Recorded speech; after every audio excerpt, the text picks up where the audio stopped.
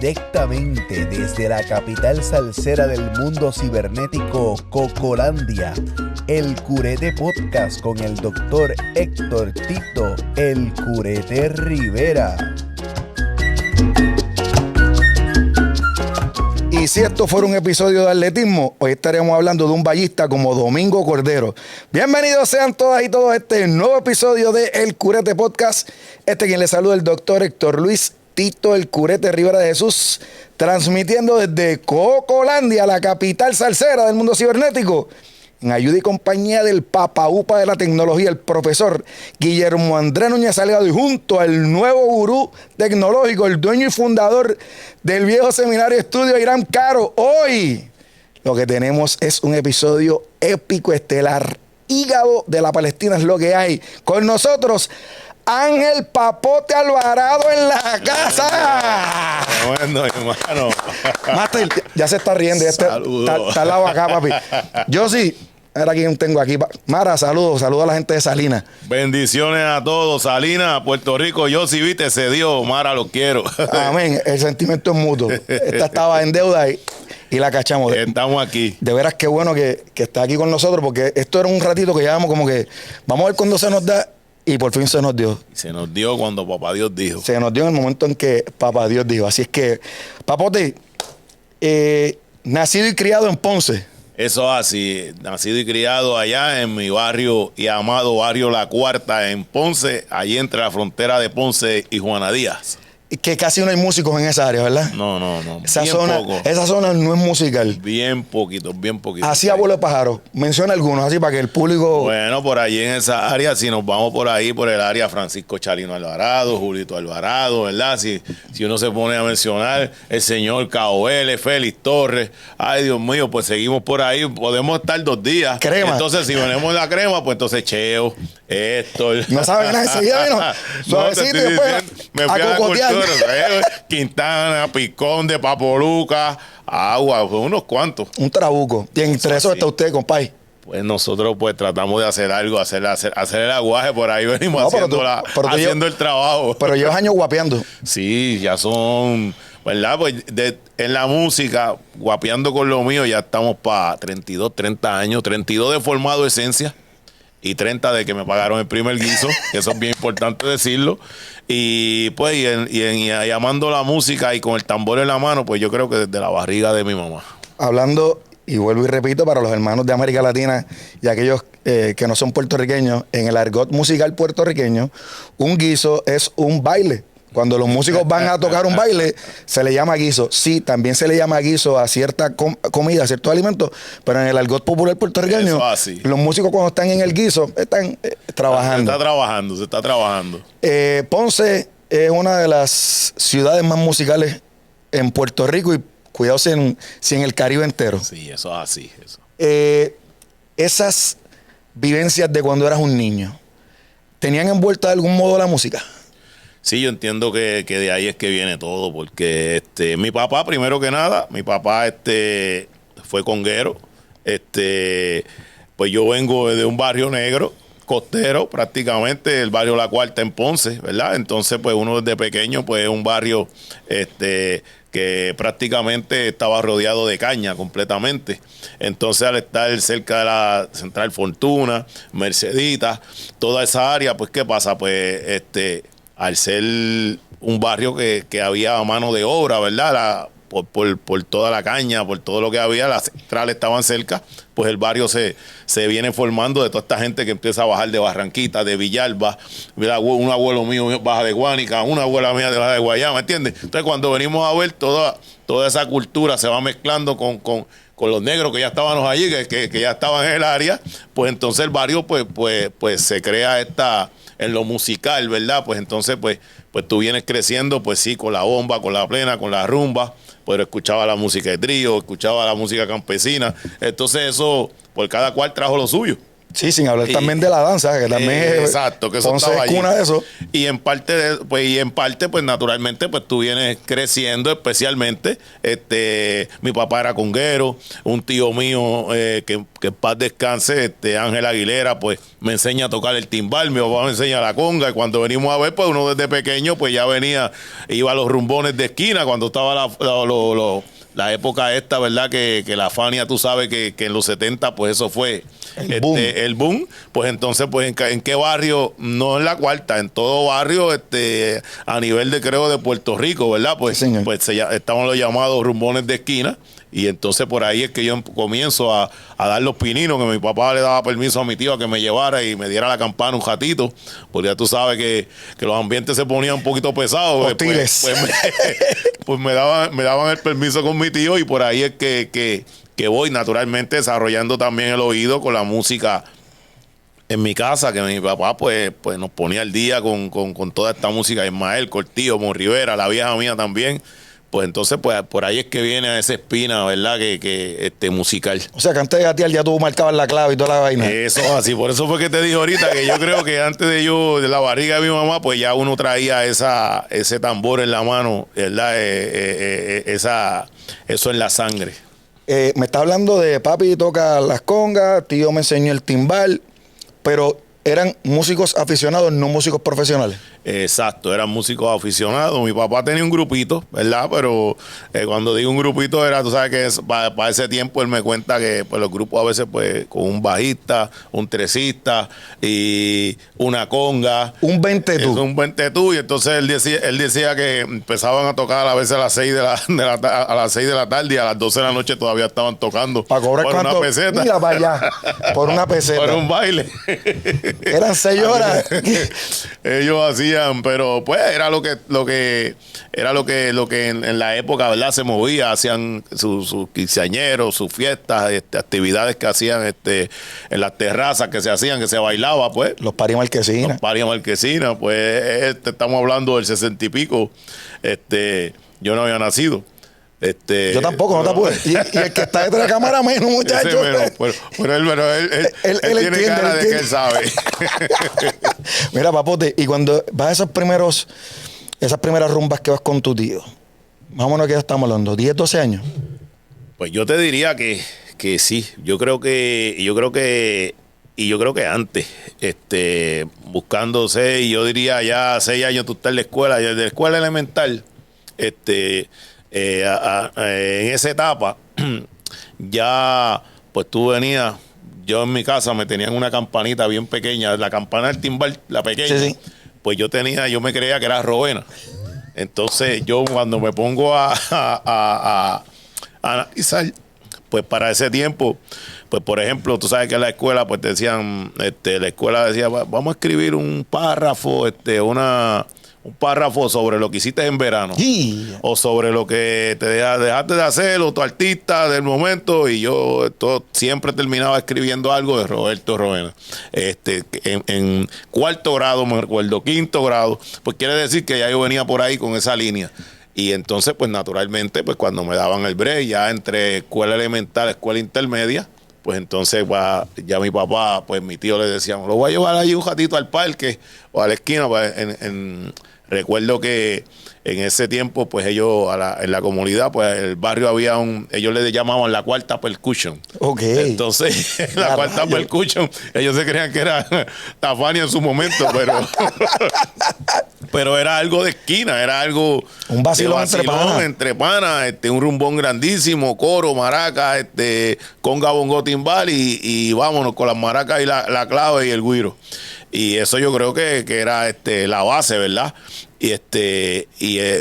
Mi tío me llevaba prácticamente, creo que por esa edad cerca, y ya eso, cuando entonces ya entro, voy conociendo un poquito más, pues luego entonces pues ya no me saltaban la campana, ya empecé a tocar un poquito el timbal, del timbal pues entonces siempre se hacía la conga, hasta que empiezo ya a llegar a la Ponce High, que entonces me da ya en escuela superior, me da esa espina de entonces comenzar a escribir las canciones yo era fanático mi cantante siempre ha sido pues Ismael Rivera, ese ha sido mi cantante favorito. Ismael, Cheo, Héctor Lavoe, esa esquina, chamaco. Vamos a hacer otro tipo. Pues por ahí era. Entonces, pues ¿qué pasa? Que yo lo que hacía era que me dio con empezar a escribir las canciones de los temas que me llamaban la atención. Marejada Feliz, pues me gustaba, pues venía y la escribía. Números de Adalberto con Barreto. Números, ¿sabes? De Héctor. Como entonces tenía la voz más finita, pues yo me creía que yo era Héctor. Pues, entonces todos esos temas yo me los aprendía, pero era con la visión de que entonces cuando yo tengo un hermanito, se llama Coco Lavoe, el primo de mi compadre que está por ahí. Saludos al compadre. Que anda conmigo hoy. Pues Coco Lavoe pues me llevaba, yo creo que como 4 años, 3 años, ya le había salido la high. Entonces en la Ponce High se hacían unos rumbones, a veces los viernes, en un área que le decían el Papul. Entonces ponía empaquetado. Bien empaquetado. Entonces, para ese tiempo, pues, mucha gente ¿sabes? La Ponce ahí era una escuela grandísima y había gente de todos los barrios de Ponce, pero cuando tú venías a ver, pues, toda esa gente que era de Bélgica, como el compadre, que Coco era de Bélgica, la gente de San Antón, gente de la cantera, de la calle El Coto, a veces no estaban ni en la escuela, entonces todo el mundo llegaba allí al Papul. Entonces, pues, a cierta hora, pues llegaba la hora que llegaban las conga, bongo, timbal, y yo esperaba que Coco me diera el break, para entonces yo cantar un numerito de esos de los que me había aprendido. Entonces me fui aprendiendo que si te pasa a ti, que de otro. Entonces ahí entonces empecé a dar los primeros pasos de eso que uno dice, pues ahora me las doy que soy sonero un poquito o guarachero, pero esa era la esquina. Pero, importante, ahora lo digo, yo me cogía y me llevaba las maracas en el bulto. Y me llevaba a veces una boina. Yo siempre andaba con boina y sombrero. Eso siempre me ha gustado por mi abuelo. Y entonces, pues yo cogía, metía las maracas en el bulto. Y ya a cierta hora yo iba a cortar las clases de por la tarde porque yo tenía que ir para... Entonces yo miraba, pues esa calle, esa es la calle donde está la Maquili, compadre. Pues yo veraba que mi papá no fuera a pasar, que me viera en un carro. Que mi papá no fuera a estar por ahí. Yo decía, hasta aquí me va a llegar la rumba y me va a llevar la salsa, porque me voy a llevar 2 buenos bofetones. Lo que le van a dar una salsa de golpe era lo que le van a dar a uno. Y entonces llegabas ahí a maraquear, a cantar. Sí, eso siempre me llamó la atención. Pero y esas primeras veces que, a la mía que te interrumpa, que dejaste a un lado el instrumento para cantar. Porque me estás diciendo que bajaba la gente de Bélgica, de San Antón, de todos esos barrios de Ponce, a este lugar donde se formaba la rumba. Estamos hablando de que había tenía que haber gente mayor que tú, que ya cantaban, que entonces iban a... Este chamaquito nuevo, ¿quién es? No, lo que pasa es que, mira lo importante de eso que me estás diciendo. Para ese tiempo yo tenía 16, yo salgo de la high con 17 años. ¿Ves?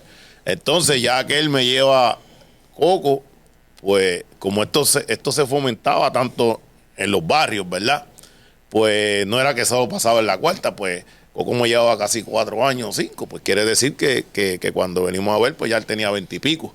Pero entonces eso pasaba también con muchos de los otros que algunas veces eran congueros. Por ejemplo, un compadre de mi hermanito, Danny Boy, nunca me olvido de él, Joe Valle, eran personas mayores que nosotros, ¿ves? Entonces, ellos también, pues eso lo hacían en sus barrios. Claro. Entonces, tú vas aprendiendo de ellos en esta otra faceta, porque entonces si yo venía a la cuarta, pues cuando ya yo entonces salí de la cuarta, llegaba a la cuarta otra vez y ya venía haciendo esto, pues ya yo entonces empecé también a cantar los jumbones en la cuarta. Claro.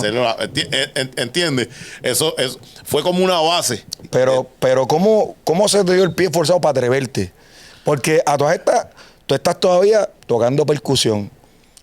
Hay un público que está viendo, porque yo no sé si concuerdas conmigo, pero usualmente el resto de los músicos pasan desapercibidos, pero el cantante no. La gente fija la mirada en el cantante. Ya no es lo mismo. Ya no estás con la conga, no estás en el timbal. Que si fallaste en un golpe, puede ser que pase con ficha. Papi, si fallaste en la letra, te quedaste ahí en blanco.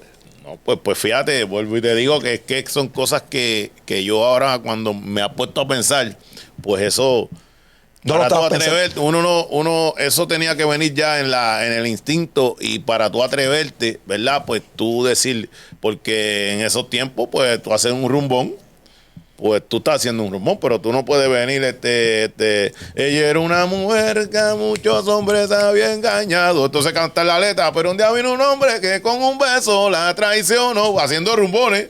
Y cuando Juana Peña ahora me llora, ¿qué iba a hacer?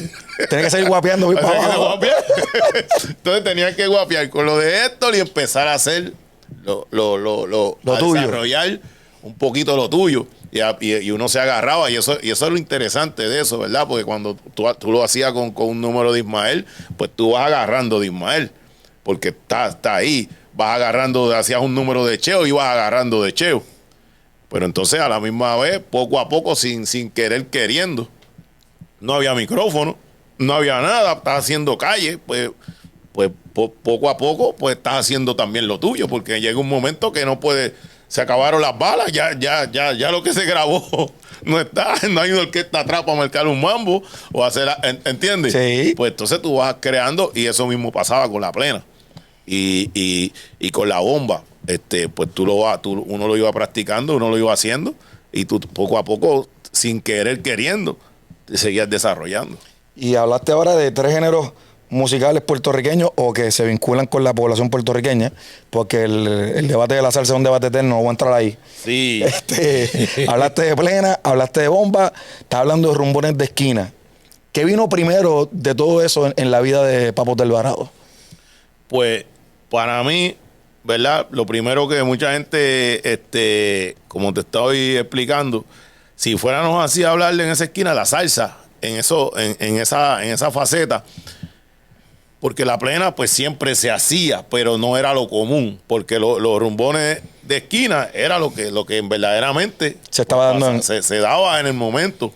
Y entonces pues uno, pues ahora lo que los muchachos quizás oyen en el reggaetón, pues yo para mí, yo recuerdo que yo hice una colección de la música de Héctor, de arriba a abajo, de Héctor y Willy, con Toñito Colón, el baloncelista, es nuestro hermano, es de nuestro tiempo. Y entre los dos, desde que estábamos en Ismael, yo iba a Centro del Sur, compraba una casa y él compraba otra. Cuando vinimos a ver, hicimos la colección completa. Álgame, Cristo. Entonces después decía, no, ahora nos vamos con Marvin y Bobby. Y entonces venían, no es que íbamos a hacer la colección de Héctor y Willy, era porque era lo que para nosotros eso era sagrado. Y cuando digo nosotros, era como que esa población de esa edad. Pero entonces cuando venimos a ver, pues decían, no, ahora vamos a buscarnos dos o tres discos de Marvin, 2 o 3 discos de Ismael, de Cheo. Entonces, pues uno se iba nutriendo. Pero a través de eso, pues sí se iba haciendo también la plena de calle. Yo recuerdo, en la Ponce High, haber hecho un taller, mi primer taller de plena, que yo hice buscando en la enciclopedia, información, y llevamos pandero, conga, bailarines. Mira esto. Bien montado. Y cuando digo bailarines, era que ya para ese tiempo nosotros, la Diadel, que es de mi comunidad, tremendo, fue parte de Esencia y es de mi edad, es del barrio también. Y Diadel tocaba y bailaba, estaba en un ballet ya a esa edad. Ventura, de la Calzada, fueron gente que yo recuerdo que fueron conmigo a dar ese taller, porque nosotros, la maestra nos dio una asignación de que podíamos hacer un taller o hacer algún tipo de lo que fuera que tú te inventaras, que fuera dinámico frente a la clase, para ya darte una nota. Y entonces recuerdo que mi hermanito Baracoa Collado estaba bien malito, también jugó superior mucho tiempo, estaba bien malito en la clase. Entonces él se unió conmigo y otro más. Y dije, yo te voy a ayudar. Le tiraste un salvavidas al hombre. Y entonces fuimos, hicimos, nunca olvido que a las 6:30 de la mañana, ya nosotros estábamos como el barrio de nosotros, que era un poquito distante, como 20 minutos de la Ponce High, y ya nosotros a las 6:30 de la mañana ya estábamos en la escuela. A las 6 nos buscaba la guagua. Y entonces nosotros decidimos hacer como un pequeño ensayo de la información y qué era lo que íbamos a tocar. Y entonces vinimos y hicimos a las 6:00 llegamos los muchachos. Y se prendió. Y a las 10:30 de la mañana estábamos en el medio del salón dando ese primer taller. Y quién diría que después de esa primera vez, y yo recuerdo que eso fue para graduarnos en el 87. Y eso se hizo con plena. 1987. ¿Oíste eso, Irán? 87, recuerdo. Y por lo menos me acuerdo que estaba de en la conga, Ventura bailó.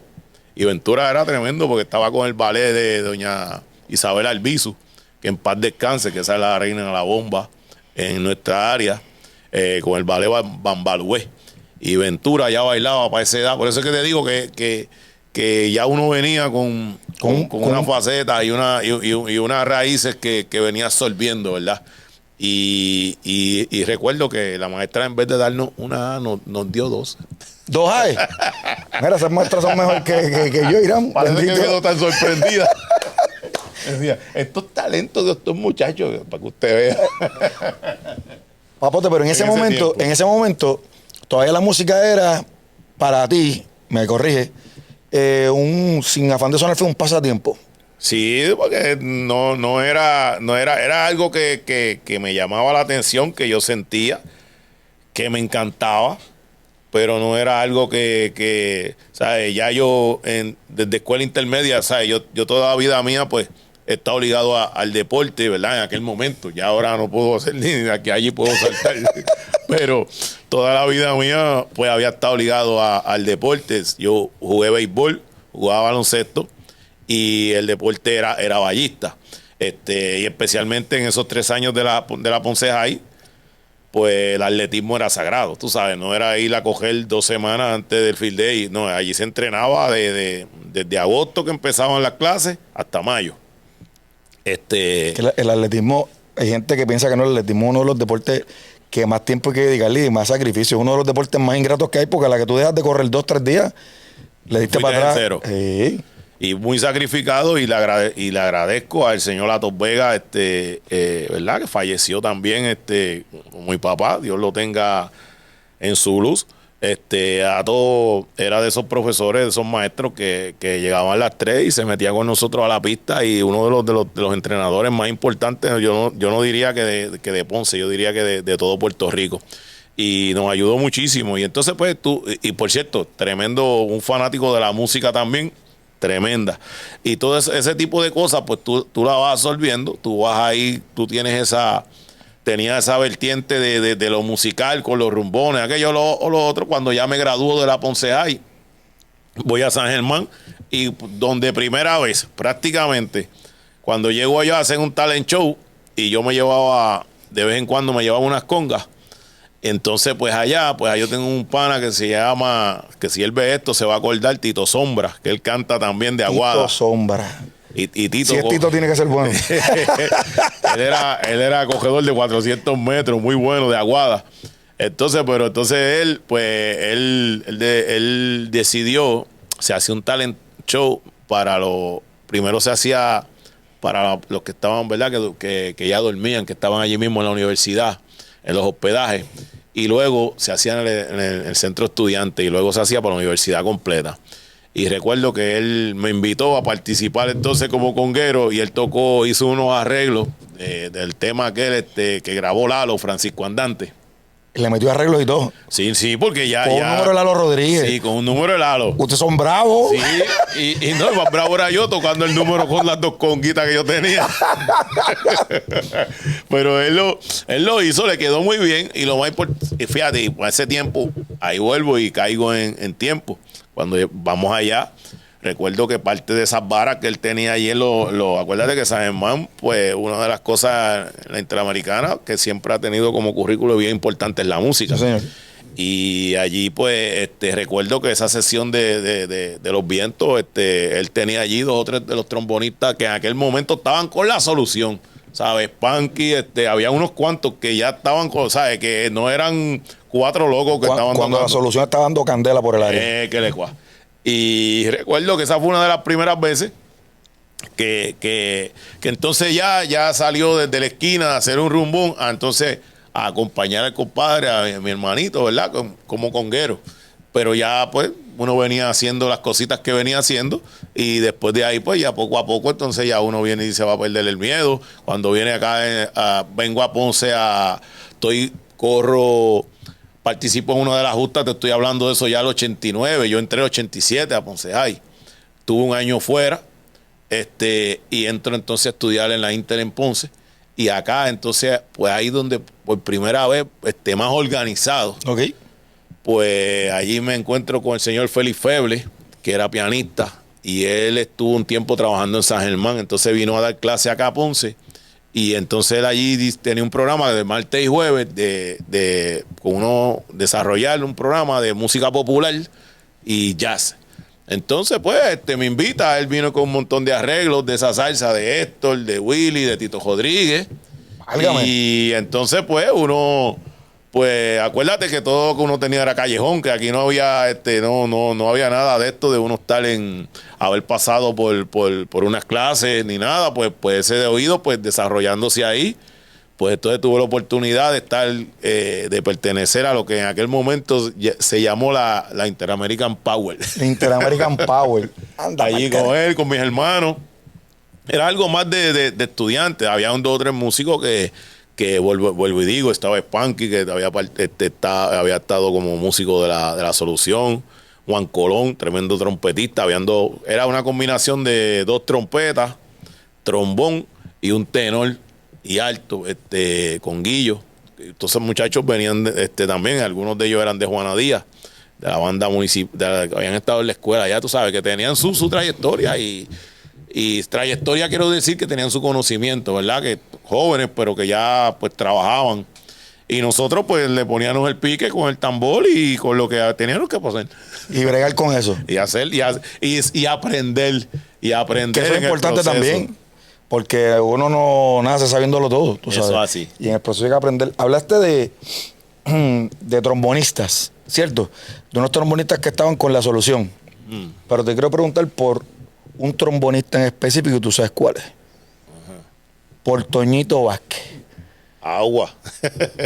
Toñito Vázquez debe ser uno de los músicos más importantes y respetados de este país.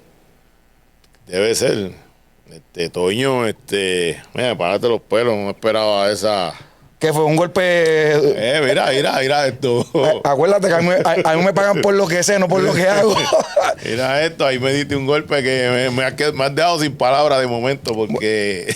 Toño debe estar en una ecuación donde están los mejores vientos de Puerto Rico, entiéndase, Toño, tú me corriges, Juancito Torres, Reinaldo Jorge, Rafi Torres, entre otros. El maestro Elias López. Sí. Entonces, ese corillo tiene que ser. No, el trabajo de Toño habla por él solo. La trayectoria, Toño, ¿verdad? Se le llama nuestro trombón nacional. Y Toño, ¿verdad? Pues me impactó cuando hablo de él, porque aparte de que hablo de él como músico, pues es una persona que en mí, pues nosotros cruzamos lo que fue la amistad, una hermandad a algo más allá, tú sabes, algo, una conexión, yo diría que hasta espiritual, emocional, de muchas cosas. Y pues cuando uno, ¿verdad? Uno llega a esa conexión, es difícil hablar de una persona objetivamente. Claro. Y por eso es que digo. Pero espérate, yo no estoy esperando para nada que sea objetivo, pero para nada. O sea, vamos a darle para atrás. Yo, obviamente, antes de sentarme a hablar contigo, tengo que documentarme. Seguro. Y entre las cosas que voy a YouTube. Y ahí metiste un número que es en homenaje a Toño. Sí. Y no sé quién hizo el video, porque de verdad desconozco quién hizo el video, pero aparecen muchas fotos. Fotos que evidentemente demuestran que no estaban para nada en un guiso, sino que estaban compartiendo como familia. Y entre las fotos sale un José Alvarado bastante jovencito. Yo sí, esa te la tenía guardada. Yo sí. Y por eso te pregunto, porque también, por ejemplo, hace algún tiempo, vuelvo y hablo de Yossi, porque Yossi para mí y Mara han sido una bendición.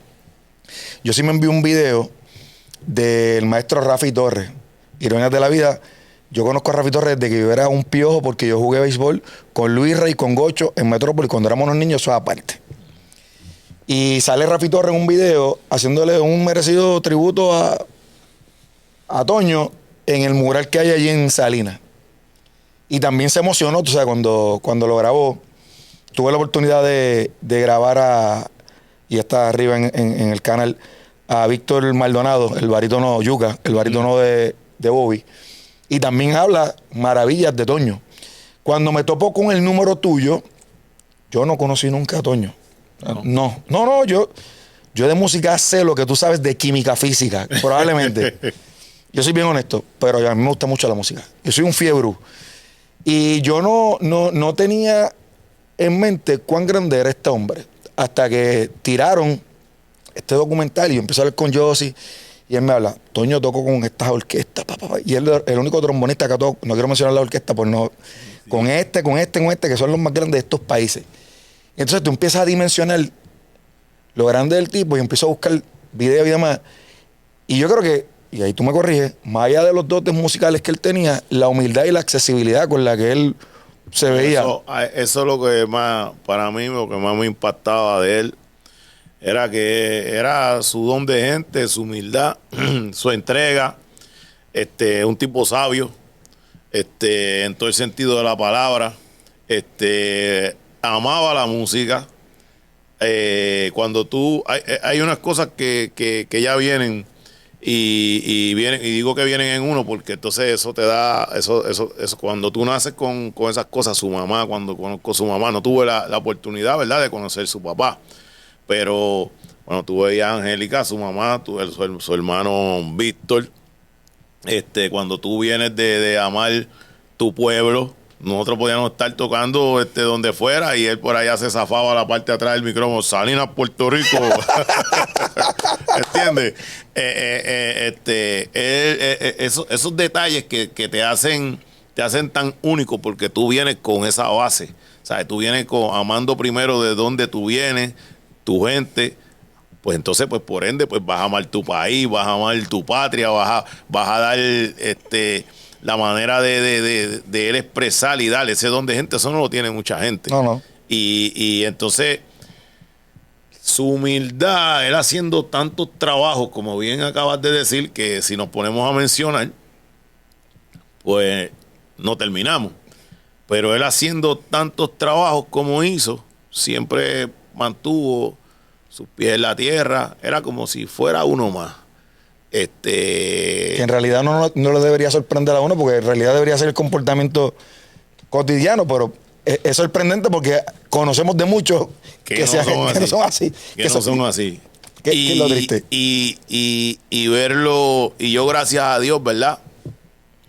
Tengo que dar gracias a Dios porque me lo puso en mi camino, porque por la amistad, y yo no digo que es la amistad, la familiaridad, lo que hubo por cómo fue que pudimos compenetrar, y especialmente más allá de que eso creciera, pues en sus últimos momentos, tú sabes, que ahí es cuando uno se prueba, ¿sabes? De lograr esa conexión que yo digo que prácticamente se va a un lado espiritual, de uno mirarse y a uno comunicarse y estar el uno para otro para muchas cosas, pues eso es bien especial en mí. Eso yo lo guardo ahí como un tesoro.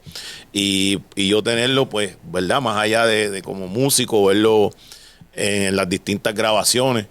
Yo siempre lo había visto, pues, como un fanático más, ¿verdad? Pero cuando uno tuvo la oportunidad de conocerlo y que él lograra empezar a entrar en las producciones nuestras, especialmente yo diría que fue nuestra cuarta producción para acá, todas esas grabaciones, él estuvo, cuarta producción entiendo yo que fue con La Fuerza Un Tren.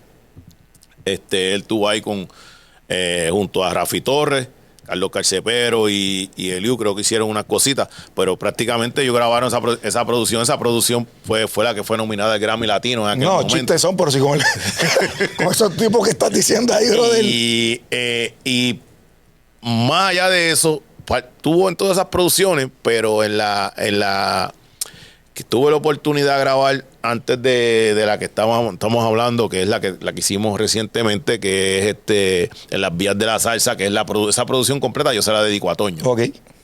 Y Lo que hay pasa un es que- lo que tema pasa es muy que hay un tema- especial. oh, exacto, ok. Exacto, hay un tema que, pero la producción completa es dedicada a él, un homenaje a él. Y ese tema, más que amigo hermano, composición de Gerson Saya y arreglo de Carlos Carcepero, pues ese tema, pues, sí, está ahí incluido. Y antes de esa producción, nosotros trabajamos el tren de la sabrosura. Fue un disco que yo hice de 14 temas. ¿Cuánto? 14 temas. ¡Qué bravo es! Hicimos ese disco de 14 temas. Y porque yo tenía en la mente de que yo dije, yo hace tiempo que no grabo y la mentalidad mía era, voy a grabar un disco voy a sacar todo lo que tengo en la cabeza y todas las ideas que tengo. Y Las voy a meter todas ahí. las voy a meter todas ahí. Si no grabo más nada, me quito de esto, pues ya cumplí. Y ese disco prácticamente todo lo que fue el brass y la dirección esa de los trombones allá atrás, todo eso yo lo hice con Toño. Muchas de las ideas de que nos íbamos desarrollando, yo le traía un tema y a veces yo no quería que los vientos sonaran de una manera, pues él buscaba y era una cosa bien interesante verlo, porque Toño lo que hizo con el trombón, y yo he escuchado los que saben de música, los Bravos, a Rafi, a Sammy Vélez, que es tremendo hermano de él. Cuando esa gente habla de Toño, dicen que los que vienen subiendo de ahora, él es una asignatura obligada, porque la frase de lo que estaba escrito allá, él le daba un sabor tan de él, que eso es lo que se transmitía después que tú escuchabas, pero y eso había que verlo, ¿sabes? Cómo él sentía eso. Me estoy riendo porque tú estás hablando, dijiste, los que saben de música, como si no supiera. Pero entonces menciona a dos caballetes, Sammy Vélez y Rafi Torres. Y que esos dos tipos, sin afán de sonar feo cuando decimos tipos, como diría Yuka, esos son los tipos. Esos son Que esa gente digan, al que hay que mirarles a fulano, eso habla de la calidad de músico que usted es. Eso, No, pero para contextualizar, ¿sabes? Sí. Para dejarlo claro. Y que conste, yo soy un tipo bien honesto. Yo de música no sé nada. Yo lo que soy un fiebrú. Como diría el maestro Santa Rosa, yo no toco ni la puerta, papi. Pero yo me quedo mirando y me lo gozo y me disfruto. Y respeto al que sabe hacerlo. Jafi y él tienen una combinación que grabaron. Cuando tú te pones a leer todo lo que hicieron juntos, y Rafi es mayor que él, ¿verdad? Compadres también. Y ambos, una combinación de 200,000 discos hechos. Pero en ese detalle, ¿verdad? De Toño, pues era una cosa que marcaba la diferencia también. Impresionante verlo, porque es que él, el sonido, ¿sabes? Le daba un toque tan de él a eso que salía para afuera, ¿sabes? Esa frase, esa manera de él interpretarla, no sé, es algo que es bien difícil hasta de explicar. Sí, señor. Mira, papote, ¿cuándo empezaste a escribir tus cositas? Pues yo empiezo a escribir, yo comienzo a escribir para la primera producción mía. Cuando yo decido hacer el grupo, el grupo Baltasar empezó a finales de 1990, esa década. Sí, en mitad de los 90, por ahí, cuando decidimos entonces empezar, el primer tema que me vino, que yo no sabía. Mira cómo es esto, y lo voy a hablar a calzón quitado. A calzón quitado como es. Y recuerda que puedes encontrar nuestros libros Don Tite Curet, Voz y Razón en la Salsa Puertorriqueña y El Problema Negro, del doctor Héctor Luis Rivera de Jesús, quien les habla, a través de nuestras redes sociales, El Curete. Y también los invitamos a que se suscriban a nuestro canal de YouTube bajo El Curete Podcast. Puede comentar, compartir, darle like, y así nos ayuda a que este contenido pueda evolucionar y pueda llegar a más personas. Yo para esa época, pues así, por situaciones de la vida, pues yo me casé joven y pues atravesé pues mi primer divorcio en ese momento. Entonces pues son etapas que uno viene, ¿verdad? Que tú vienes, tu chamaco, pues son etapas difíciles. Y que marcan a uno. Y marcan. Entonces pues, pues yo siempre digo que papá Dios, para uno, y es de las pocas veces que tengo la oportunidad, y yo creo que es la primera que hablo de esto así. En exclusiva, papi, en El Curete. cuando entonces, pues tú tienes todas esas lagunas y tienes todos esos monstruos encima, muchas cosas pasando a la vez, pues pues yo creo que papá Dios me dio la oportunidad, pues yo lo que estudiaba era mercadeo. Yo en la Interamericana, administración comercial con mercadeo. Y de momento, pues a mí me da como canalizar toda esa energía negativa y todo lo que estaba atravesando, con que hablo con el señor Héctor Pochi Gastón y le digo que es mi hermano, el director musical de Esencia. Vamos, tengo ganas de hacer un grupo, pues nosotros hacíamos muchos jumbones, volvemos a lo mismo. Y cuando entonces, de momento, pero todo eso vino como que a la vez. De momento me empiezan a salir letras. Y yo de donde yo componía letras y composiciones y temas, y especialmente en La Plena, me recuerdo el primer tema, nunca lo olvido, el primer tema que yo compuse, que me vino a la mente así con melodía y todo, fue Ismael Cortijo y Cepeda, que se grabó en ese primer disco. Aquello decía, que no se acabe mi bomba, que no se acabe mi plena, ya se nos fueron al cielo Ismael Cortijo y Rafael Cepeda, y por ahí seguía, sin autotune, para que sepan, esto no es ensayado, papi. Y siento un tambor que me llama, si es Cortijo que lo toca, siento un coro desde el cielo, es Ismael con Cepeda, y por ahí, para aquel tiempo. Y ya, entonces un día me voy para allá, para la orilla del mar con mi pana Quiquito, que también perteneció al grupo un tiempo. Entonces ellos se fueron yo eso de tirarme a, ¿cómo se llama esto? Cuando tú pescas de orilla, pero te llevas con parece una red que uno se van a ambos extremos. ¿Una tarraya, algo de eso? Algo así. Pero ellos estaban pescando. Mala mía los pescadores. Si fallo, no por eso sabemos. es. Sí, mala de nosotros. Le echan la culpa a Quiquito. Mira, entonces ellos me dejan a mí, nos llevaban una nevera y ellos metidos allá adentro. Y yo al lado de la nevera, encima de la nevera, y yo dándome el palo porque tenían una cervecita, pero también había licor caliente. Algo para pisar. Y cuando ya había pasado como una hora con aquel sol, entonces yo miraba la ola, que la ola venía, y llegaba para acá y llegaba, tú sabes que la ola viene y vuelve, y entonces era en la costa de Pastillo, que aquello allí en Camboya, aquel oleaje es bien fuerte. Entonces yo decía, la ola, y de momento entonces la ola viene a la orilla y se devuelve hacia el... La ola viene a la orilla y se devuelve hacia el mar. Carmela, si tú volvieras esta vez, si te voy a amar. Carmela, tú te me fuiste de mi lado. Regresa pronto, mi amor, pues no estoy acostumbrado. La ola, por ahí. Entonces, cuando yo vengo a ver, pues, yo dije, espera, entonces esos fueron los primeros temas que empezamos en aquel momento a arreglar. Menos mal que no sabe escribir. y a grabar la ola. Ahora tú me pusiste a pensar, porque para eso es esto. Me has puesto a pensar, fíjate, son detalles que a veces uno olvida. Entonces yo te digo que en ese momento, pues naturalmente, pues como uno va en el viaje de lo que, por eso te dije, papá Dios. Claro. Te mencioné a Dios. ¿Por qué te mencioné a Dios? Porque esos son dones. Y yo no sabía que eso estaba ahí. Y esos son dones que Dios te da. Y en ese momento, pues yo empecé a canalizar todas esas cosas, pues con la música, a envolverme en un proyecto, a decir, porque yo no tenía una banda, ¿sabes? Vamos entonces a hacer unos arreglos, porque quiero hacer unos arreglos musicales que sea orquestados, que sea de esta manera. Y así se fueron dando cosas. ¿Cómo voy a traer los músicos? ¿Cómo vamos a buscar? De ahí es que sale el compadrato que ando con este señor que está ahí conmigo y mi hermano, y así mismo fuimos buscando, y en aquel momento buscamos como 12 músicos y la mitad era de la cuarta.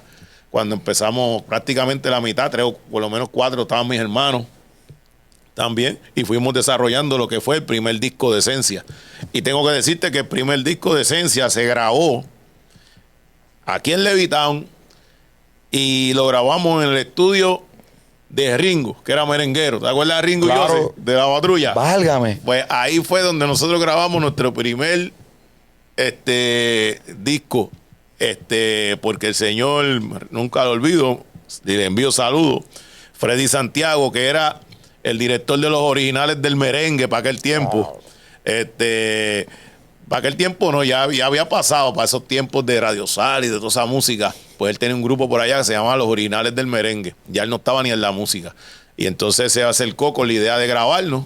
Y yo, pues, ¿quién pensaba que nosotros podíamos hacerlo? Y nos atrevimos y fuimos y grabamos ese el disco se llamó Sonaron los Panderos. Sonaron los Panderos. Esa fue nuestra primera producción musical. Y caigo ahí, vuelvo y te digo, esos temas, Mariana, La Ola, Ismael Cortillo Cepeda, El Baile de Bomba empezó, todos esos temas me salieron ahí de la mata y yo no tenía temas escritos ni nada. Esos temas salieron porque Papá Dios los puso ahí. Y de ahí para acá, yo creo que casi siempre, en todas las producciones mías, más del 80% de lo que se graba, pues gracias a Dios tengo la dicha de componerlo yo mismo. En ese disco me están mencionando, ¿hay en algún momento dado algo dedicado a Mon Rivera? Hay un tema que se grabó que es homenaje a Mon. Así mismo se llama, homenaje a Mon. Voy bien. Sí, va muy Hice bien. la asignación. Muy bien, muy bien. No me he guayado todavía. Homenaje a Mon Rivera también está incluido ahí, que lo canta, por cierto, lo canta Ruperto, que en paz descanse, uno de los primeros cantantes que estuvo conmigo en Esencia, de allá de Portugués. Canta ese homenaje a Mon. Me dijiste que cerca del 80%, dijiste ese número, de lo que has grabado, lo has grabado tú. Sí. Pero hay temas de otros compositores. Sí, siempre.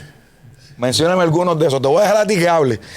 Bueno, pues sí, ahora pues, como estamos más cerca ahora, son 30 años, ¿verdad? Pero si no, como estamos más cerca, pues por ejemplo, pues compositores como Francisco Chalín Alvarado ahora, el señor Johnny Ortiz, ¿verdad? Por mencionarte, hay uno especial que se llama el señor Joe Torres, que en paz descanse.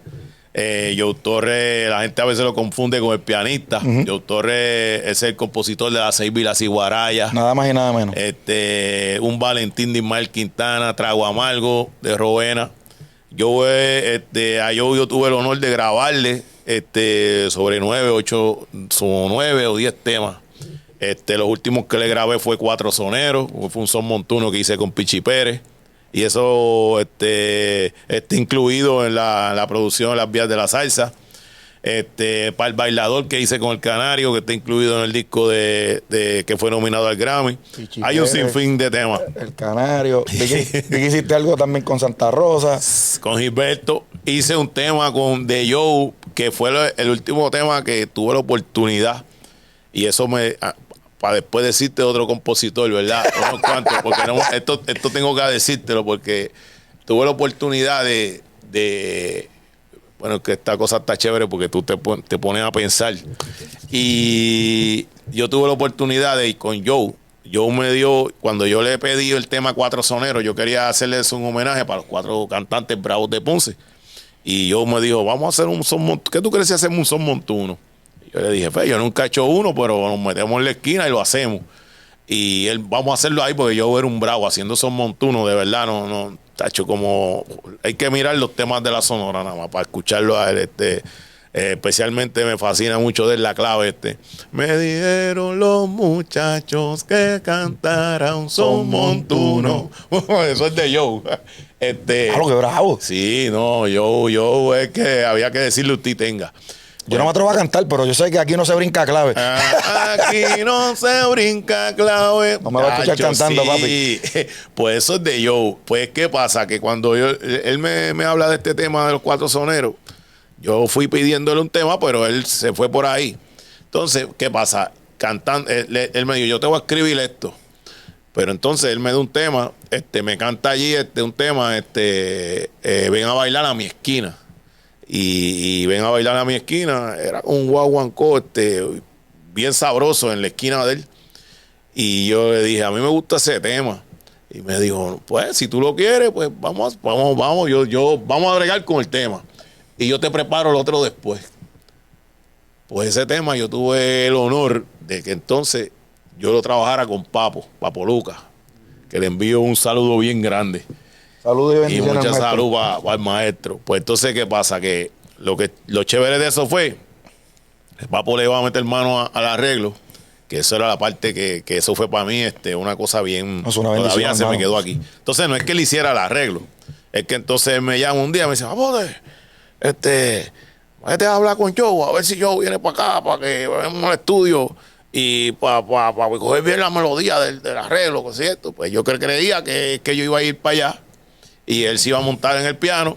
Tin, tin, tin, Y esto es lo que iba a hay. hacer, mira, Joe, canta ahí y yo, pues, yo voy para allá para cogerle el tono. No, pero cuando yo fui, entonces es que él estaba en el estudio de la casa, yo llego a Joe, entramos y él estaba allí con Manolito, timbalero. Y Manolito está sentado con la computadora. Y Papo está sentado en una sillita y Papo empieza a hacer el arreglo del tema, dándole las notas a Manolito, que era que lo iba transcribiendo, pero, ¿sabes? Lo impactante, lo que yo quedé impactado era como él estaba arreglando el tema, como él lo tenía en la cabeza, y como él sacaba la idea de contratiempo, la conga, aquello, lo otro. Yo dije, con razón es que este señor es un marciano. Buena serie. Yo me quedé impresionado. Claro. ¿Sabes? Entonces, a ver, ¿sabes? Porque no es lo mismo que te den un arreglo. Él me preguntaba, ¿y quién va a grabar esto? Mira, ¿quién va a venir a grabar esto? Y yo, pues nada, naturalmente, pues Toñito iba a venir. Pues Toño. ¿Cuál es la nota más alta que da Toño? Mira dónde me está llevando. Que eso, a veces la gente cree que no, pues mientras Sí. más difícil el arreglo, pues peor no. Me está diciendo el maestro. ¿Cuál era? Yo le digo, pues yo no sé. Papo, llámalo. Entonces Manolito le dice, yo creo que es esta, ¿verdad? Manolito sabe. Entonces, cuando viene y me dice, yo llamo. Toño, entonces Toño bien humilde. No, yo creo que... Yo creo que es esto, más o menos. Y Manolito, ve que te lo dije. Yo dije, no. Lo que pasa es que si él es el que va a grabar, no voy a poner una nota ahí que después venga alguien y no pueda llegar, porque eso no es. Tiene que ir con lo que, ¿sabes? Otra escuela más. Sí. ¿Entiendes? Que es lo que está buscando es que se escuche bien, que la cosa... Y para mí fue sumamente impactante. Sí, importante estar allí, pero yo ver, porque siempre han hablado del arreglista que es Papo, pero yo verlo como por ese tema, pues lo produjo prácticamente, por cierto, eso fue para el disco de los 20 años nuestros, y el invitado pues era Papo, fue Papo. Y yo ver cómo él formalizó ese arreglo, lo fue llevando, y yo tener a Joe allí con él, pues también, pues lamentablemente recuerdo que Joe ya se estaba chequeando. Recuerdo que ese día yo fui a buscar a Joe al hospital, porque ya estaba bregándose con una situación que tenía, él tenía diabetes, y recuerdo que quedamos eso fue un martes, un jueves, y quedamos en vernos, mira, vamos a vernos el próximo martes. Pero martes me recuerdo que Joe cayó en el hospital, fin de semana, y después de allí nunca salió del hospital, tristemente. Pero esa oportunidad de verlos trabajar y de ver eso fue algo impactante para mí. Y en esa línea, ya que me estaba hablando de compositores, pues hay unos cuantos más, ¿verdad? Que hemos podido hacer trabajo. Pero hay uno que es sagrado, que para mí es un ángel. Para mí es como si fuera un ángel para nosotros. Él y es el señor Don Tite Curé Alonso. ¿Por qué un ángel? Don Tite, ahí vuelven y se me paran los pelos, ¿viste? Yo no cojo por batería. Esto es los que son, me causan la emoción. Hablé de Toño y mira esto. Mira eso. Don Tite es la única persona que por decirlo así, que en 30 años, ¿verdad? Nosotros se me ha acercado a mí como decir, vamos a hacer un trabajo. Don Tite me coprodujo el segundo disco mío. Este es el disco. La verdad, sí. Ese fue nuestro segundo disco. Coproducción de don Catalino Curet Alonso. Y ahí están estampadas sus últimas letras en vida. Yo sé que, ¿verdad? Hay otros trabajos, ¿verdad? Pero que hay otras composiciones, pero recuerdo ese trabajo siempre lo recuerdo con mucho como algo muy especial, porque él me hace el acercamiento. Él me había escuchado hablar de que yo estaba próximo tenía un amigo mío que estábamos tratando de ver cómo sacaban nuestro segundo disco, y entonces pues él me escuchó y se me acercó y me dijo: mira, yo tengo un viaje a Baltimore, donde mi hija, y a mí me interesaría que nos pudiéramos reunir, porque yo quiero participar de ese trabajo y quiero, yo voy a venir de allá y yo te voy a traer 5 temas. Así me dijo, 5 temas. Yo te voy a traer y nada, yo quiero ser parte, me quiero sentar con el amigo tuyo para entonces ver cómo producimos ese disco. Y para mí decirme eso fue como, ¿sabes? Don Tite es Don Tite. Y yo, desde chamaquito, uno pues viendo, y entonces venía una persona como él, ¿verdad? Decirme eso. Pues yo ese día, yo estuve como 5 días que yo me tenía que pellizcar. Esto es, y vuelvo y digo, ahí vuelvo y pongo a papá Dios en el camino, porque esas son cosas que no van a pasar así desapercibidas, de que llegan de la nada. Y más cuando tú estás gemando con esto, que es bien difícil. Y en un segundo disco que llegue ese maestro y te diga eso, pues para mí, pues son otros 20 pesos. Entonces hablamos por encima, quedamos con ya tenían los números y demás, y como él dijo, así se hizo. Él se fue a Baltimore, y cuando él llegó, tan pronto él llegó a Puerto Rico, me llamó y me dijo: mira, vamos a vernos allá en Viera, que allí yo tengo mi oficina. ¿Qué tú crees si tu amigo baja para acá contigo el sábado? Y así lo hice. No le podía decir que no. Que dije: no, el día que usted diga, y en la hora y en el momento. Mira, y así lo hicimos. Y te digo que entonces cuando me senté a hablar con él, recuerdo que lo primero que me dijo fue: mira, yo tengo 5 temas, pero yo lo que quiero es que esos 5 temas, tú los vas a grabar, pero les vas a poner el nombre tuyo, porque tú sabes el problema que yo tengo. La situación legal que había en aquel momento. Sí, y quiero que pues que tú, porque yo quiero que yo vi el grupo y yo quiero que ustedes echen para adelante, y me empieza a explicar, y yo lo dejé porque pues respeto, ¿verdad? Entonces yo pues estaba como en el espacio. Entonces como le dije: no, maestro, yo creo, ¿verdad? Que está chévere lo que me está diciendo, pero si yo hago un trabajo y usted está ahí, esas composiciones, yo no le voy a poner mi nombre. Eso, yo le dije, aunque yo tenga que vender el disco en las luces, eso tiene que llevar su nombre, porque ese va a ser mi orgullo. Ese va a ser el sello que usted esté ahí, y en la admiración, ¿verdad? Y el respeto de lo que usted es.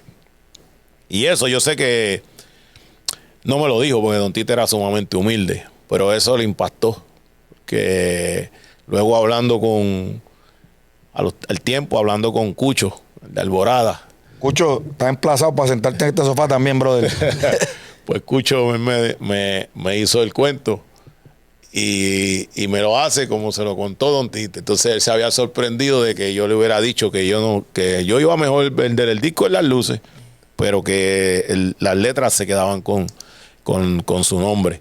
Y pues para mí pues fue algo bien impactante. El hombre, él me habló mucho, él me dijo: lo que yo voy a hacer contigo, yo lo he hecho con 2 personas. Yo creía que me iba a mencionar a Cheo, y Cheo era parte para él, todo el mundo lo sabe. Pero me dijo: esto yo lo hice con mi compadre Cortijo y con Rowena. Y me dice, ¿tú te acuerdas de ese tema Tú Loco Loco? Y entonces se montó en su historia, me hizo, porque pues naturalmente, pues todo el mundo sabe que ese tema Tú Loco Loco, Yo Tranquilo, pues fue un palo para Roberto, y cuando Roberto arranca, ¿verdad? Y me dice, y dándose eso, pues yo lo que quiero es que tú hables con los amigos, con los muchachos.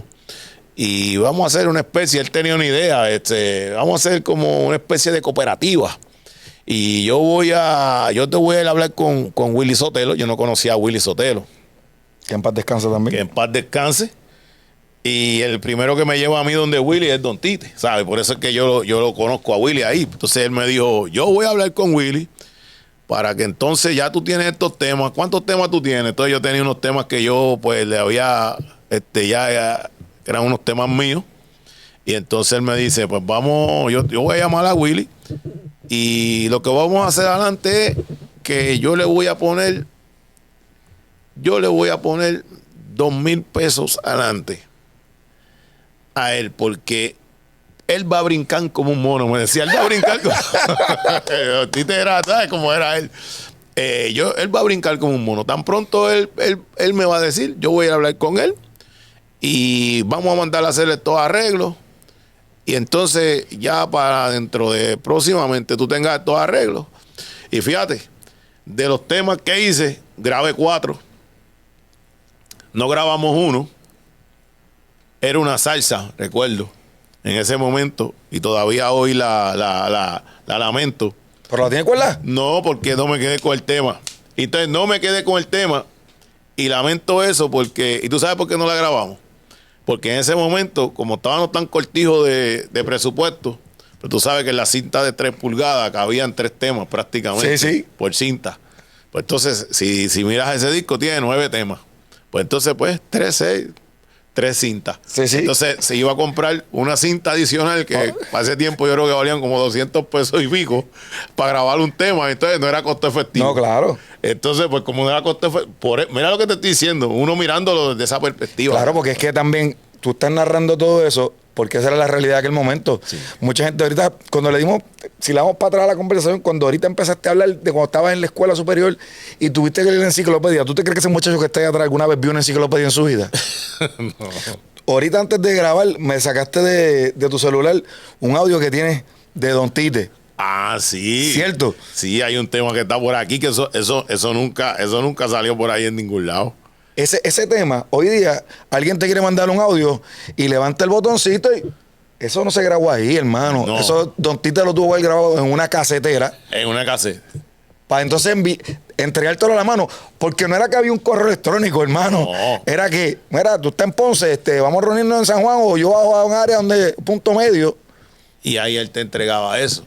Cuando estos temas, él me los dio y entonces da la casualidad que yo también fui con una grabadora de mano y en una conversación como la que estamos teniendo tú y yo aquí, pues se grabaron unas cosas, pero la grabadora siguió corriendo. Y entonces, sin querer queriendo, pues toda la conversación de prácticamente todo su plan mental de cómo él lo tenía, de cómo borró lo que él quería que pudiéramos hacer. Él me habló de los músicos, él me habló, y él me decía, los músicos tienen que moverse, porque los músicos él decía, los músicos se te tienen que mover. Ellos no pueden ser espeques. Él utilizaba esas palabras, ellos no pueden ser espeques, para que estén ahí parados, y el que no quiera bailar, pues se tiene que ir, me decía. Entonces, siempre me decía, y lo primero que vamos a hacer es apoderarnos de la gente de Ponce. Era lo que decía él. Claro. Porque a los ponceños tú le haces un chiste y no se ríen. Era lo que decía el viejo, a los ponceños tú le haces un chiste y no se quieren reír. Así que nos vamos a apoderar de ellos. Y como ustedes tienen esa cuestión que lo de ustedes siempre hay, después que tengamos a Ponce en la mano, Puerto Rico y el mundo es de nosotros. Él decía, era su visión, bien loco, pero él cuando él me entregó, tú lo acabas de decir, yo en mi casa, yo guardo bien celosamente. Yo tengo unas cuantas de las composiciones de él, una en maquinilla y una a puño y letra. Y entonces ahorita es una joya, me puse a buscar y pasé aquí, que te voy a poner un pedacito de esto, a él cantando, yo hice un tema en esa grabación. Se llama Casimiro, que es una bomba. Sí. Que grabé con Andy Montañez. Y fue de los temas que él, cuando yo empiezo a grabar en la situación, pues él vuelve a Baltimore y él nunca pudo terminar ¿sabes? Él no escuchó el disco terminado. ¿Sabes? Él le escuchaba lo que yo le ponía por teléfono. Recuerdo que cuando le puse ese tema, que Andy fue a ponerle la voz, y yo le puse ese tema, el coño de él se escuchó allá arriba, hacía coño. Y yo recuerdo que dio un sonido así, como si hubiera dado un cantazo en una mesa, porque la emoción que le dio. Y el pedacito que voy a poner por aquí es parte de ese audio. Si no se escucha bien el audio, estamos hablando de un cassette que se grabó en una casetera, literal, una grabadora. Y estamos hablando de esa grabación, tiene más de 20 años. Eso así. Mira esto. Esa es la voz de Don Tito.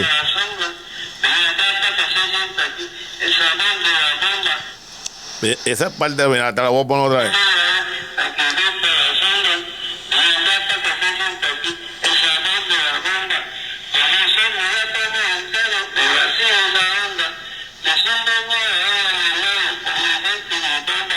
Casimiro,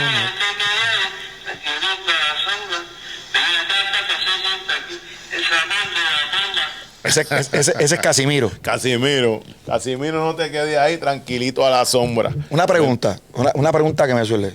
Es una respuesta a Casimiro. Pues fíjate, no sé. Yo entiendo que no, porque Casimira está en otra esquina, pero está, aquello es con Tommy, y aquello va, ¿quién te dice una verdad? Va por otro lado, pero esto es, Casimiro, no te quedes ahí tranquilito a la sombra, ven para acá para que se sienta aquí el sabor de la bomba. Wey. Yo te llamo nene Casimiro a mi noche de ronda. Para oír tu tambor con mi güiro, tú sí sabes de bomba. Sabroso, es una bomba bien. Oye, pero ahora que tú acabas de cantar ese número, Tite te leyó bien. Porque ese número va acorde con tu voz, pero también con tu manera de interpretar la música. Porque en el momento que estamos grabando ya pasó el concierto que hubo en Bellas Artes de Santurce. Un saludo a Tite, ¿era que se llamaba? Un saludo a Tite. Un saludo a Tite con sabor y feeling, algo así de Humberto.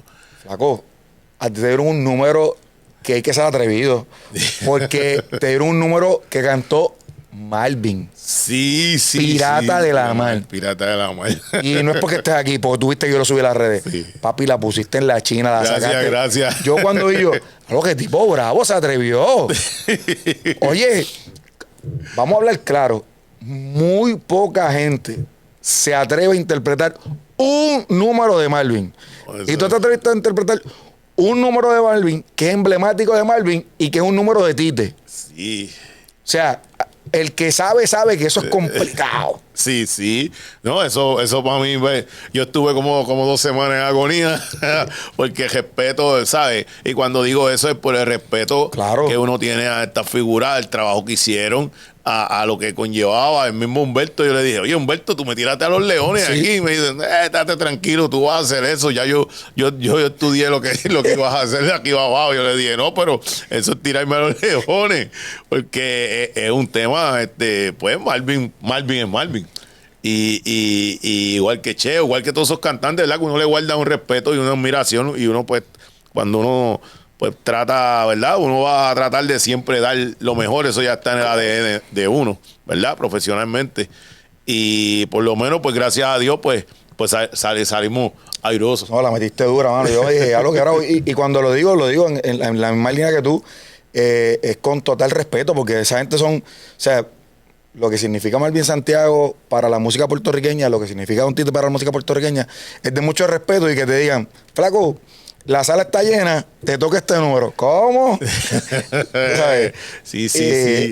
El líder, Bobby Valentín, muy pocas veces está tocando números de Malvin porque es complicado y tú te atreviste y lo hiciste bien. Y gracias, eso estuvo papá, chévere. Gracias. Mira, ahora cambiando un poquito el tema, ¿qué es el Festival de la Cuarta?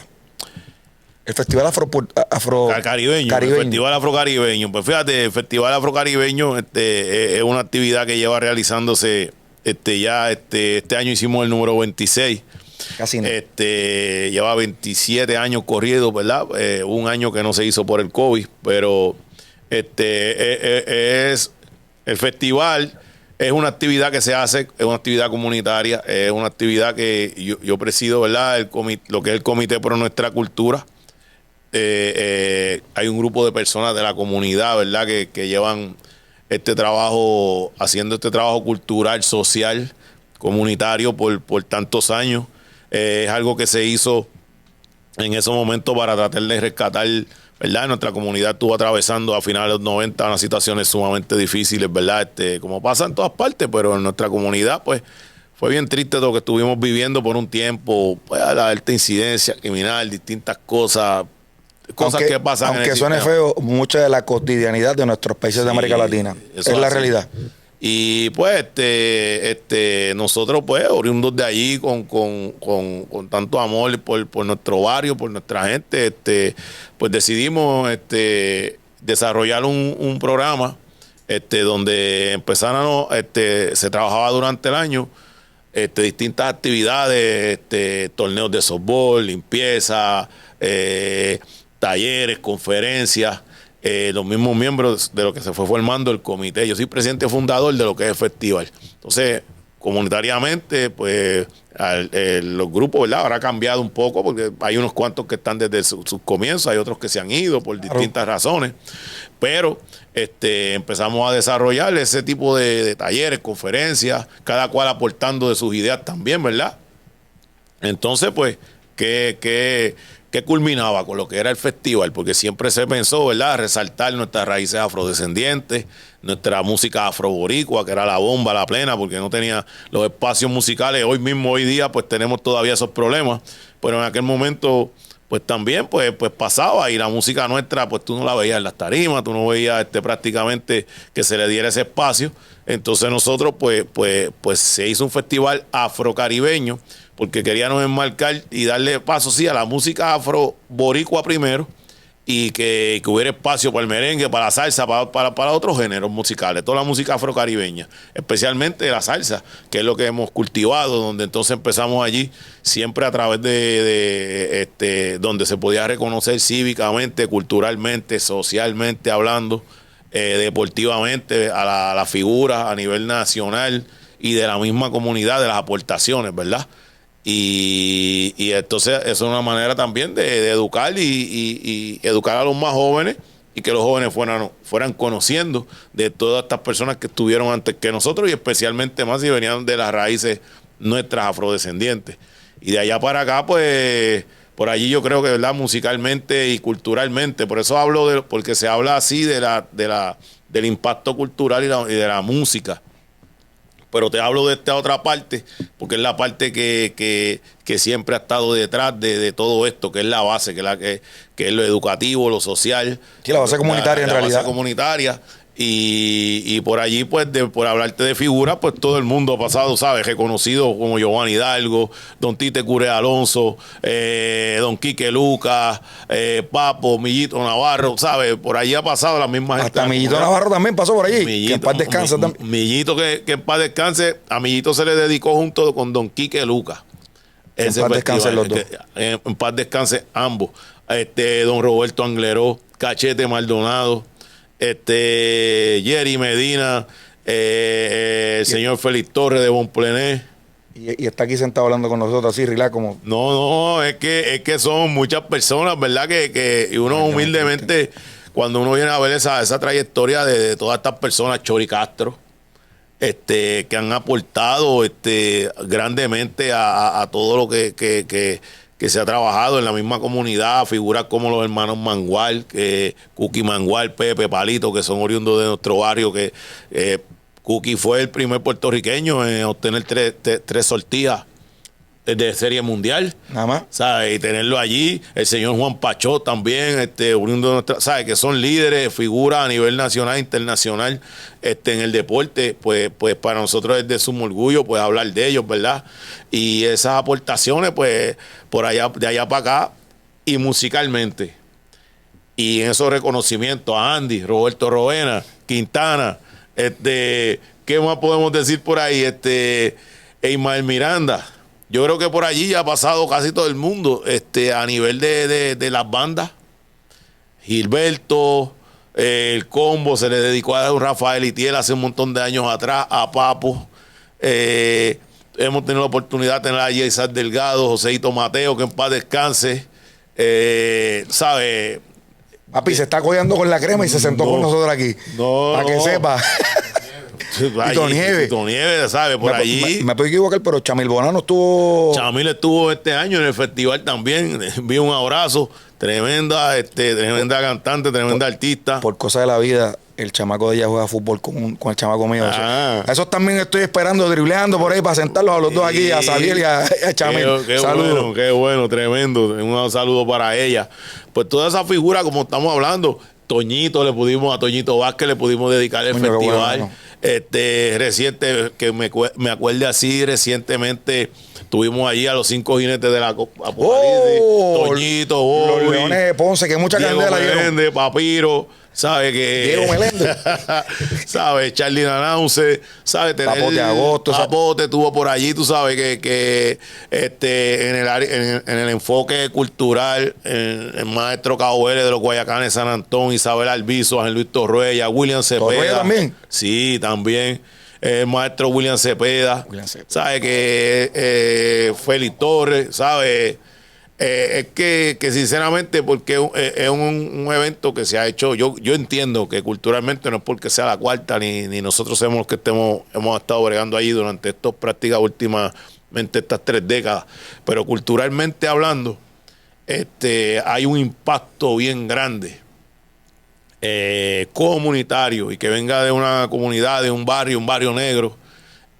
Culturalmente, los últimos 30 años, yo creo que no, y yo diría que casi en el Caribe, no hay un evento que reúna esas características, ¿sabes? Y no lo digo para yo darme la patada o darle la patada a la gente mía, por el amor, por el respeto, con lo que se ha hecho, porque hay festivales grandes en todo Puerto Rico y en todo el Caribe, en todo el mundo, pero que salgan con una base comunitaria al nivel de lo que estamos hablando, pues tú sabes. Por allí, pues en esa misma línea, pues hemos tenido la oportunidad de tener a Yavi Cosí. Tuvimos hace un montón de tiempo. A Tego como 2 veces. Nuestro hermanito Tego Calderón. ¿Sabes? Que son cositas que cuando tú vienes a ver, pues tenían algo que aportar, algo que decir, algo más allá. Y de eso es que se trata, tú sabes. Tiene el teléfono ahí de Tego para que lo vaya ablandando, para ver si nos sentamos ahí también. Ese es el hermanito, le envío un saludo, seguro que sí. Mira, Papote, cuando Esencia empezó, yo presumo que tú nunca vislumbraste de cumplir 30 años. No. Con el grupo. ¿Cómo se siente decir, llegamos a los 30? Pues mira, llegar a los 30 es algo, en estos momentos, ¿verdad? Es algo sumamente, cuando lo miro ahora en retrospectiva y analizándolo, es algo sumamente grandioso, es algo grande, porque al principio, pues tú empiezas a hacer música y tú quieres quizás, pues, que tú estás el primero, estás el segundo. En el trayecto de esos 30 años, nosotros hemos hecho 8 discos. De esos 8 discos, hay uno que fue nominado a los Grammy Latinos. El anterior al que hicimos ahora, pues fue premiado como el disco del año en su momento. Cuando yo miro las colaboraciones, como hablamos, Jimmy Walsh, Giovanni, Gilberto, Papo, Andy, Pichi, Moncho, Cachete, ¿sabes? Don Tite, el Sexteto Santiaguero de Cuba, por mencionarte, pues son cosas que... Válgame, internacional. Sí, son cosas que se han dado, ¿verdad? Y lo lindo de ese junte con el Sexteto Santiaguero es que ellos ese año ellos ganaron el Grammy Latino en esa producción, porque fue una producción que ellos hicieron homenaje a los compadres con José Alberto el Canario. Algo que se me había olvidado de decir. Yo traigo gente que aporta aquí. El bárbaro soy yo. Eso se me había olvidado decirlo. Yo traigo gente importante que aporta al país. El bárbaro soy yo, Cristo. No, pero fíjate, humildemente yo estoy hablando de esto porque es una manera de yo pensar en esos 30 años. Y cuando venimos a ver, pues tú tienes, ahí tú dices, más allá de tú decir, hice música o estoy buscando 5 minutos de fama, hemos dado un legado. Que eso es lo más importante en realidad. Para mí, y si yo mañana mismo decido que o papá Dios me manda a buscar, digo que hasta aquí porque esto es resistencia, esto es lucha, esto no es porque me voy a ver bonito en Facebook ahora, porque cuando se está haciendo todo esto no había Facebook. Sí. O voy a verme bonito en las redes. No es eso. Esto hay que quererlo, esto hay que amarlo, esto hay que lucharlo.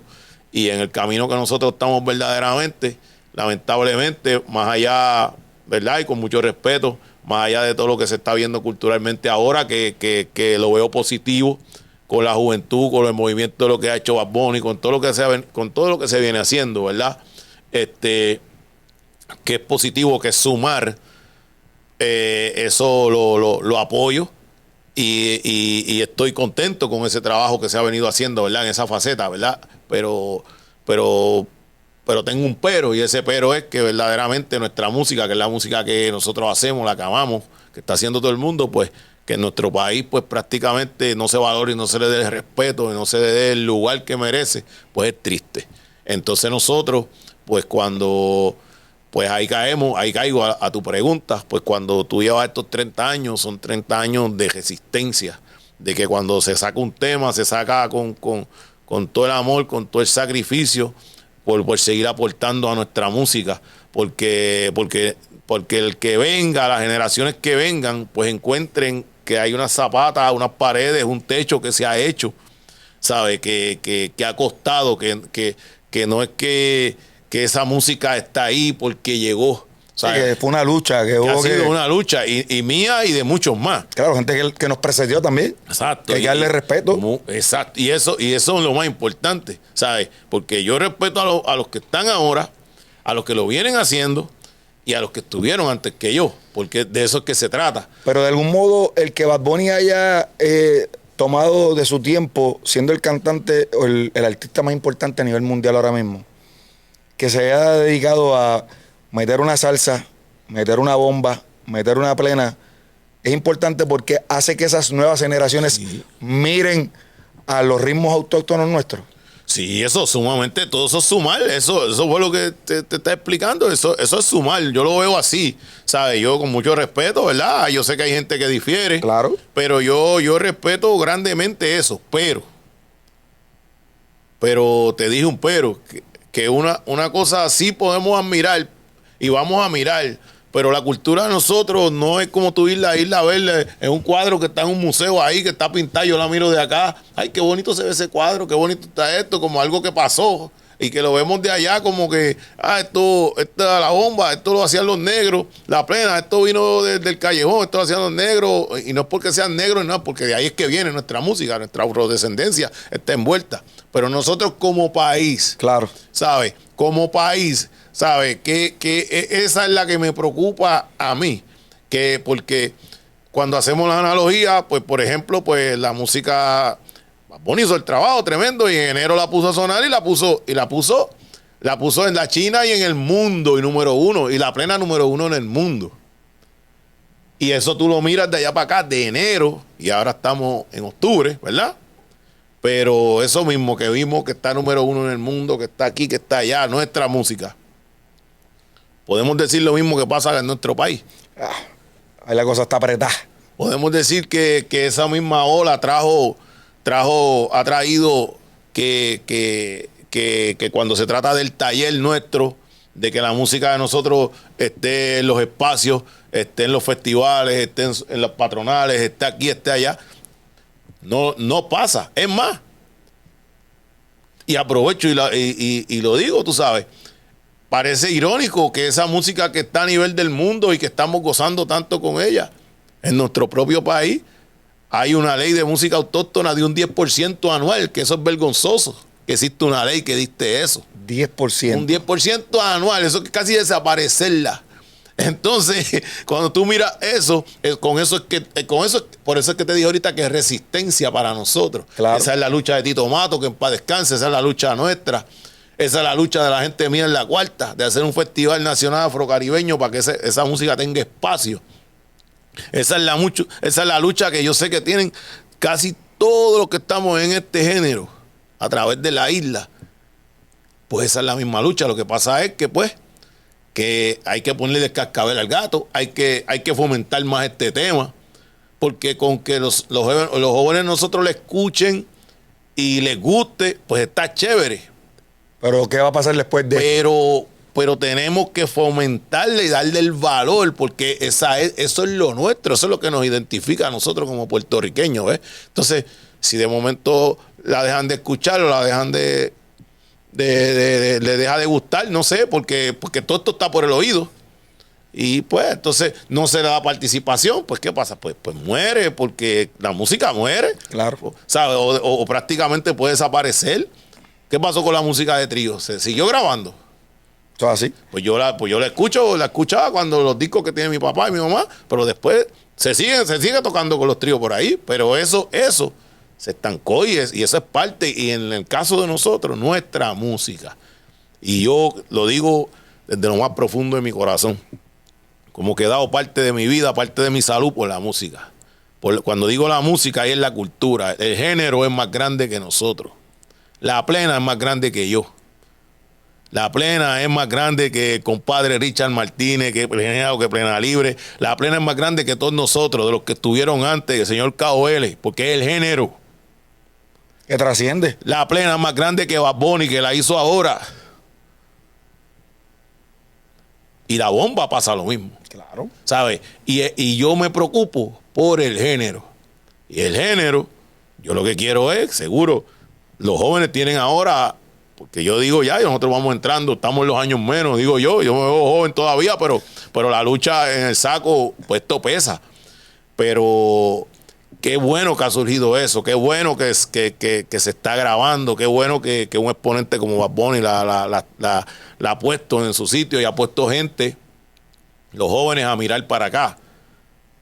Pero no podemos quedarnos con que son esos tres panderos y ese güiro, o que vamos a aprovechar para entonces llamar ahora en Navidad, pues viene, la plena es navideña. Sí, y vamos a llamar, pues llega borracho aquí a las 12 porque yo que quiero es un ruido. Porque o sea, así te dicen. No, pero eso es una falta de respeto ya. No, pues seguro, por eso es que, pero entonces por eso mismo es que te lo expreso, Claro, porque claro. eso es lo que pasa con nuestra música. Entonces, pues cuando se ve como eso, pues es a tapar un hueco, a que entonces tú llegas a hacer un vacilón con tres panderos, entonces se convierte en que vamos a hacer un vacilón. Y el género que hay que llevarlo a las plazas, que educarlo, llevarlo a las escuelas, que identificarlo, llevarlo aquí, llevarlo allá, pues se mantiene muerto. Entonces nadie le pone el cascabel al gato. Y todo el mundo no dice esto, porque yo sé que este tema es un poquito controversial, pero no fuera yo si yo no te lo hablara, ¿entiendes? Había que decirlo. Y tengo que decirlo porque es así, es la realidad. Y vuelvo y digo, a favor de toda la producción, del movimiento, de todo lo que está pasando. A favor. Pero hay que ponerle el cascabel al gato. Okay. Papote, háblame de la más reciente producción. Pues mira, esta producción, menor aquí. Esta producción, en las vías de la salsa, esta es la más reciente. Es un proyecto muy, muy interesante. Donde tengo invitados, invitados como el señor José Alberto El Canario, Luisito Carrión, el señor Víctor García de la Sonora Sanjuanera, Pichi Pérez. Entonces, unos compositores, como te dije, Johnny Ortiz, Chalina, hay unas composiciones mías, unos arreglistas bien, bien bravos como Tony Velázquez, Carlos Carcepero, el mismo Víctor García. Hay composiciones de él también, de Víctor, y arreglos también. Una combinación ahí en los brass de Víctor Vázquez, Carlos Cali, Eliú, bien presente, ese trombón bien chévere. Nada más. Y sinceramente, esto es un proyecto, como te dije ahorita, un proyecto que lo dedicamos en un homenaje a nuestro hermano Antonio Toñito Vázquez. Se hizo con mucho respeto, con mucho amor. No es que estemos dejando la bomba y la plena, nada más vamos a dejar eso. Pero como siempre hemos estado trabajando, con lo que es siempre en nuestras producciones, desde el tercer disco para acá, siempre nosotros hemos grabado salsa. Incluían 1 o 2 temas, a veces 3 temas en salsa. Pero teníamos como proyecto dejar plasmado de esas producciones dejar algo que fuera en salsa completamente, buscando también ampliar otros horizontes, ¿verdad? Teniendo ¿verdad? el personal para hacerlo y conociendo la esquina, pues lo hicimos con mucho respeto, ¿verdad? Porque yo si entendiera que no lo pudiera hacer, pues no me iba a meter ahí, pues yo respeto demasiado la música. Pero podemos decir que estamos en salsa. Y es salsa, así mismo. Y es una producción que tiene una fuerza muy. Los arreglos son variados. Hay su esquina romántica, hay su tema más de pueblo, más de calle, pero toda la presencia musical, ¿verdad? En la variedad de los arreglos, muy buena, muy bailable. Esa es tuya. Y bien Coronamos. importante, trabajándola por ahí con mi hermanito Ángel y la raza. Caballete. Que tengo que decir que hay un tema por ahí, que el último tema que está en promoción, como una ola, es un tema de Rocío Jurado. Ok, sí. Y hablando con Hila, así, en una de esas llamadas que nos damos, él me dijo, mira, este tema salió con eso, de este tema de esa ola, yo creo que ustedes pueden hacer ese tema, pero vamos a buscarle una esquina a ver cómo sale la vuelta. Y la vuelta fue que le metimos un tema ahí, cogimos esa ola romántica y le metimos un marullo de esos de los de esencia. Para que sepa. Y salió bien, una cosa bien brava, de unos tambores batados por una esquina, la fuerza de los trombones, salió un arreglo bien chévere, le hicimos un video musical y es el tema que está en promoción. Antes de eso estuvo el tema también, Mejor Camino Solo, al cual también le hicimos un video. Mejor Camino Solo es una composición de Víctor García y el arreglo es de él también. Y por ahí pues hemos seguido, hay unos temas bien bravos como el Bla Bla Bla, que es un tema que hice con Luisito Carrión. Con Víctor hicimos un tema con el tema de Chalina Alvarado, Que Siga la Fiesta. ¿Sabes? Hay unos temas bien bravos. José Lago interpreta también, lo voy a dividir, un temita romántico. Eso lo hicimos como un cover, pero un arreglo de Tony Velázquez muy bonito. Creo que eso lo cantó Lolita hace muchos años atrás. Yo creo que cuando yo tenía como 5 o 6 años, 3. Y Lago lo cantó muy bonito también. Y entonces, naturalmente, el tema mejor, más que amigo hermano, que es el tema de Toño, 4 soneros y el tema que se hizo con el Canario. Una producción muy buena, de verdad, que yo le recomiendo que al que no la haya adquirido, pues las quiera, no es porque esté diciendo una voz que pide ayuda, no, es que es una producción que el que le gusta la buena música y en esa esquina de antaño, sabrosa, con buenos arreglos, contemporáneos, pues se la va a gozar. ¿Dónde la podemos conseguir? Pues mira, la pueden conseguir en todas las plataformas digitales. Yo la tengo físicamente, que eso también me pueden conseguir a mí. El señor Ángel y la Raza también la tiene disponible. Y en las tiendas, ¿verdad? que tenemos disponibles, que quedan, ya se ha distribuido en la gran mayoría de ellas, pues, y en Ponce por lo menos, pues está en el Candil. Allá lo tenemos. En Music Y en Music Stop en Bayamón. En el Cantón Mall. Nítido. Ahí lo pueden conseguir y yo sé que no se van a decepcionar. Es una buena producción. ¿Y las redes sociales? Pues en las redes sociales pues pueden conseguirme en Instagram como Papote Esencia. Allí me consiguen en Instagram. En Facebook, Ángel Papote Alvarado y Grupo Esencia PR. Ahí me pueden conseguir. Y los números, pues 787-528-6249. Esos son los del número 787-528-6249. Ahí me pueden conseguir. Y si no, pues contigo me consiguen. O con la raza, con cualquiera. La cuestión es que llegamos. Sumbe para acá porque seguimos caminando. Eso es así. Hila, algo que se nos haya quedado por hablar, papi. Compay, algo que se nos haya quedado. Darle gracias al Señor que es lo más importante. Siempre. Papote, Papote, algo que se nos haya quedado, papi. No, gracias por la oportunidad. Yo creo que hemos hablado bastante, se ha conocido bastante de lo que hemos trabajado y de lo que esperamos seguir haciendo. Ahora venimos con un temita nuevo a celebrar los 30 años. Esperamos, ya estamos en conversaciones para volver a Nueva York. A los College, que tuvimos la oportunidad de estar por allá hace como 2 años. Y vamos a estar, ¿verdad? Hay unas ideas, hay unos proyectos, tal vez hacer un disco en vivo, esas cosas que se piensan hacer. Y tal vez, pues si estamos conversaciones, sabrá Dios si parte de eso se hace en el mismo Toscole allá en Nueva York. Y esas cosas que se están haciendo, pues enfocados, ¿verdad? En los 30 años del grupo. Y como dijo el compadre, tú sabes, todas estas cosas pasan porque papá Dios quiere, porque tengo que agradecerle a él que estos 30 años pues me ha dado la oportunidad de hacer todo el trabajo es que jamás yo pensé visitar sitios que jamás pensé con la música y aportar, ¿verdad? Seguir aportando a nuestro país, a la cultura que yo amo tanto. Cuéntame, Isla, ¿qué me acabas de contar? ¿Ah, sí? Sí. Hemos estado en Francia, en el Festival Toro y Salsa, hemos estado en Nueva Orleans, Chicago recientemente. Hay unos planes de por lo menos con esto que se piensa hacer de estos 30 años, volver a tocar bases, abriendo esas puertas, ¿verdad?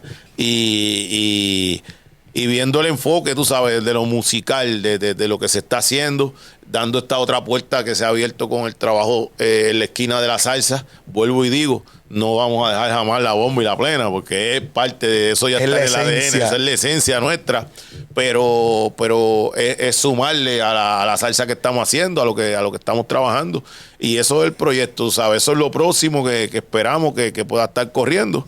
Y seguir dando la batalla por nuestra cultura y por nuestra música y por Puerto Rico. Y antes de todo eso, estuvo aquí con nosotros en el Curete Podcast, después de grabar con toda esa gente, haber visitado a todo el mundo. El hombre fue tan humilde que se sentó aquí a hablar con nosotros. No, gracias, papá, bro. No, a ti, más que agradecido siempre. Y tienes una visita porque tenemos que hacer algo. Lo que vamos a hacer, lo vamos a hacer allá en el barrio La Cuarta. Conste que lo dijo él y ya está aquí grabado. Sí, gente, eso quedó ahí. Manténgase pendiente del canal, suscríbanse, dale a la campanita, comparte el contenido. Recuerda el libro de Don Tite Curet, Voz y Razón en la Salsa Puertorriqueña. Nos pueden contactar a las diferentes redes sociales bajo el Curete, Instagram, Facebook, TikTok. Y si me queda alguna, pues yo te sabe. Chequeamos y hasta la próxima, corillo. Caminando.